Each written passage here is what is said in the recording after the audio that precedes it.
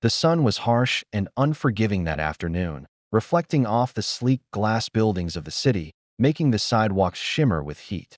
Cars sped by, people hurried with purpose, and opportunities drifted by unnoticed. Except for one moment that would change Jacob Carter's entire life. He was on his way to the most important job interview he'd ever managed to secure, wearing his only pressed white shirt and clutching a resume he'd rewritten at least 20 times. His heart raced with hope, fear, and the weight of everything he wanted to become.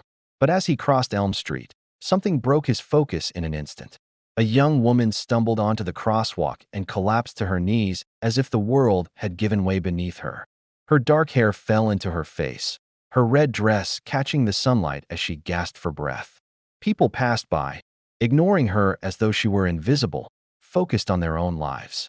Jacob froze mid-step, and in that moment, his decision was made. If you believe that kindness still matters, if you think second chances come to those who choose what's right, make sure to like, comment, share, and subscribe to Timeless Tales by Dora.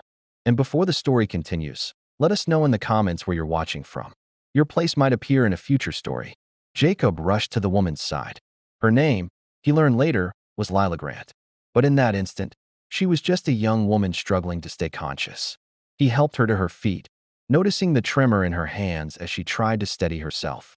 Sweat trickled down her forehead despite the warm breeze, and she whispered that she hadn't eaten since the night before, her voice barely audible. Jacob guided her to a nearby bus stop bench, blocking the harsh sunlight with his own body. He gave her his water bottle, helped her breathe, and waited until she regained some strength. 10 minutes passed, then 15. By the time Lila was able to stand again, Jacob's interview window had already closed. His heart sank, but he didn't show it. He helped her arrange a ride, stayed until she was safely in the car, and offered her a reassuring smile before turning away. He walked in the opposite direction with heavy steps, knowing what he had sacrificed. Jacob reached the company building where he had hoped to interview, a towering steel structure that seemed to look down at him with indifference. At the lobby desk, he was told, politely but coldly, that the interviews had ended. The hiring manager had already left. The decision had been made. He stood there, feeling the air knocked out of him, not from the heat or the walk, but from the weight of the realization that kindness had cost him a chance at changing his life. The receptionist's face softened when she saw his disappointment, but rules were rules. Jacob walked back outside, his shadow stretching long across the hot pavement, following him like a silent companion. For the next week, he returned to his routine of small part-time jobs, delivering packages, cleaning a storage facility at dawn, and sorting inventory in a dusty warehouse. He never mentioned to anyone what had happened. He didn't regret helping the woman. He simply regretted that the world didn't reward acts like that. Bills piled up. His dreams dimmed. He wondered if he was destined for a life that never seemed to rise above survival. But life has a strange way of working things out. One Thursday morning, just after finishing a delivery, Jacob received an unexpected phone call. The voice on the other end belonged to Claire Williams, the executive assistant to the CEO of Summit Enterprises, the same company where Jacob had missed his interview. Jacob's breath caught when she asked him to come in immediately, not for an interview, but for a meeting personally requested by the CEO. Confusion mixed with surprise. Had they reconsidered?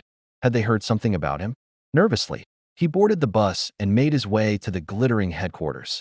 The CEO's office was vast, with floor-to-ceiling windows offering a sweeping view of the city skyline. Sunlight spilled across polished floors. Behind a mahogany desk sat Daniel Grant, a man with sharp features softened only by the tired, concerned lines around his eyes. He stood when Jacob entered, offering a firm handshake that radiated unexpected warmth. Beside him sat Lila, the woman in the red dress, the same woman who had collapsed in the street. She looked better now, her dark hair neatly tied back, her posture strong. When she smiled at Jacob, it wasn't the smile of a stranger, but of someone who had been waiting to thank him. Daniel explained everything. Lila wasn't just anyone. She was his daughter. Overwhelmed by pressure from a project disaster at the company, she hadn't slept, barely ate, and was on her way to confront a mistake she feared would damage her father's reputation. When she collapsed, she had been physically and mentally exhausted. Lila recounted in detail how Jacob had stayed with her, helped her breathe, and protected her from the sun. She tried to find him afterward, But it wasn't he until security footage from the bus stop helped identify him that she was able to track him down. Daniel looked at Jacob with sincere gratitude, saying, "Character matters more than credentials. Anyone can prepare for an interview, but not everyone chooses compassion over self-interest." He offered Jacob not the entry-level position he had originally sought, but a better one, an assistant coordinator role with training, full benefits, and opportunities for long-term growth. Jacob stood speechless, tears threatening to spill. The reality of the moment crashed over him in waves. He had lost an opportunity, yes, but by doing the right thing, he had gained something far greater. If this story has touched you in any way, don't forget to like, comment, share, and subscribe. Your engagement helps keep these real stories alive. And before we end, let us know in the comments, what would you have done if you were in Jacob's shoes? Your answer could inspire someone today. And so, Jacob began a new chapter, not one built on ambition alone, but on kindness, courage, and a split-second decision that revealed who he truly was. Sometimes life closes a door not to punish us, but to lead us toward a better one. And sometimes, the goodness we show in our quietest moments is the very reason our destiny changes.